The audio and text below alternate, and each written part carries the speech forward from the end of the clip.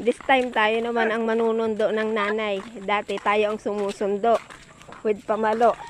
Anak naman manunundo ng kananay na Marites. Oh, si Clyde! Hawak ito eh.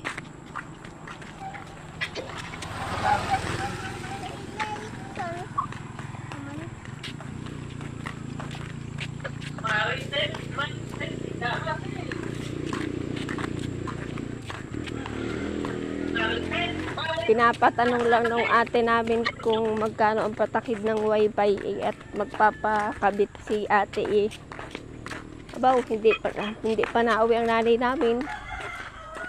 Nakikipagchismisan na naman. Eh talaga nga naman, pag Marites.